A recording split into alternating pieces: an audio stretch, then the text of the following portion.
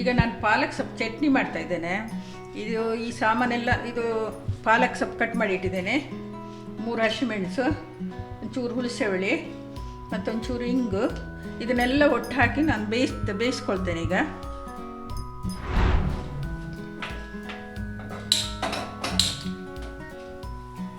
ಇಪ್ಪತ್ತು ನಿಮಿಷ ಬೇಯಿಸ್ಕೊಳ್ತೇನೆ. ಈಗ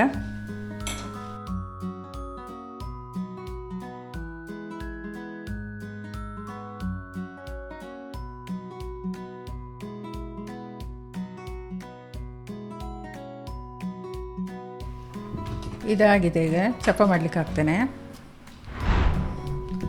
ಈಗ ಕೆಲವು ಸಾಮಾನು ಹುರ್ಕೊಳ್ಳಿಕ್ಕೆ ಉಂಟು, ಅದನ್ನೆಲ್ಲ ಸ್ವಲ್ಪ ಎಣ್ಣೆ ಹಾಕ್ತೇನೆ. ಈಗ ತೆಂಗಿನ ಎಣ್ಣೆ ಹಾಕ್ತೇನೆ, ಇಷ್ಟು ಸಾಕು. ಮತ್ತು ಸ್ವಲ್ಪ ಉದ್ದಿನಬೇಳೆ ಫಸ್ಟಿಗೆ ಸ್ವಲ್ಪ ಕೆಂಪಾಗಿ ಹುರಿಬೇಕು.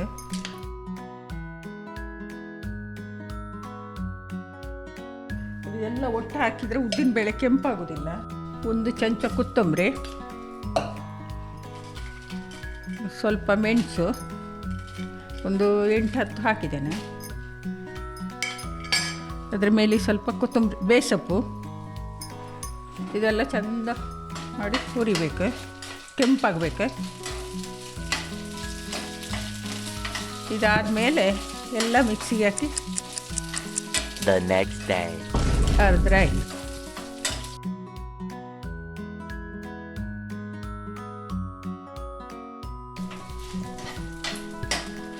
ಇದೀಗ ಆಗಿದೆ. ಈಗ ರೆಡಿ ಮಾಡಿ ಇಟ್ಕೊಂಡೋದೆಲ್ಲ ಮಿಕ್ಸಿಗೆ ಹಾಕ್ಬೇಕು.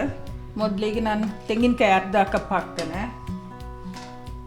ಮತ್ತು ಈ ಸೊಪ್ಪೆಲ್ಲ ಹಾಕ್ತೇನೆ ಇದರೊಟ್ಟಿಗೆ. ಅರಿವಾಗ ನೀರು ಇದನ್ನೇ ಹಾಕ್ಕೊಂಡ್ರೆ ಆಯ್ತು.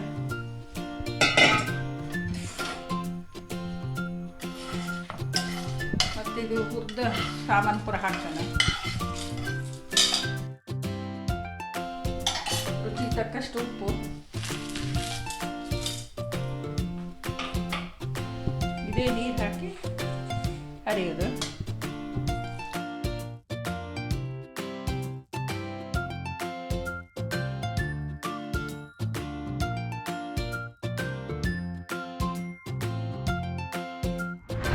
ಫಸ್ಟಿಗೆ ಈಗ ಬೆಳ್ಳುಳ್ಳಿ ಒಗ್ಗರಣೆ ಮಾಡ್ಕೊಳ್ಳುವ.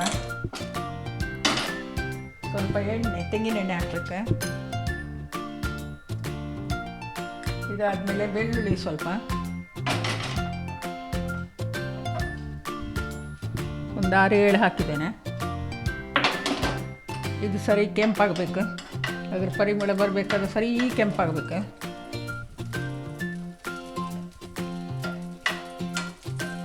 ಪಾಲಕ್ ಸೊಪ್ಪಿನ ಚಟ್ನಿಗೆ ಫಸ್ಟು ಬೆಳ್ಳುಳ್ಳಿಯೇ ಮೇಯ್ನು. ಹಾಗಾದ್ರೆ ಪಾಲಕ್ ಬೇಡ. ನೀವು ಒಂದ್ಸಲ ಮಾಡಿ ನೋಡಿ.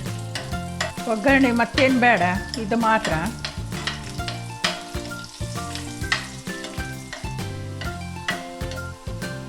ಇಷ್ಟಾದ್ರೆ ಸಾಕು. ಈಗ ಮಿಕ್ಸಿಯಲ್ಲಿ ಅರ್ಧದ್ದು ಪೂರ ಇಟ್ಟು ಹಾಕ್ಬೇಕು.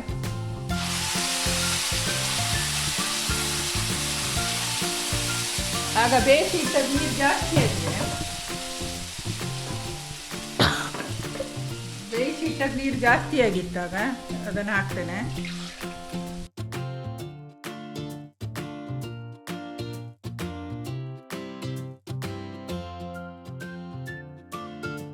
ಇದು ಸರಿ ಕುದಿ ಬರಬೇಕು.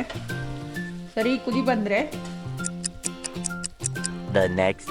ಒಳ್ಳೆಯದಾಗುತ್ತೆ. ನಾಳೆ ತನಕನೂ ಇಟ್ಟು ಹೊರಗೆ ಇಟ್ಟು ತಿನ್ಬೋದು. ತಿನ್ನಲಿಕ್ಕೂ ಟೇಸ್ಟು. ಸರಿ ಕುದಿ ಬರಲಿ ಇದು.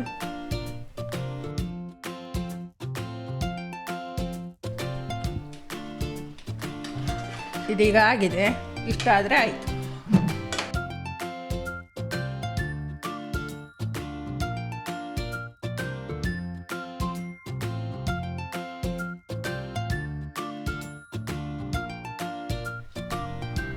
ಈಗ ಟೇಸ್ಟ್ ನೋಡ್ತೇನೆ ನಾನು.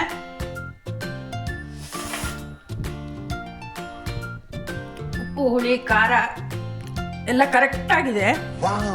ನೀವು ಒಂದ್ಸಲ ಟ್ರೈ ಮಾಡಿ.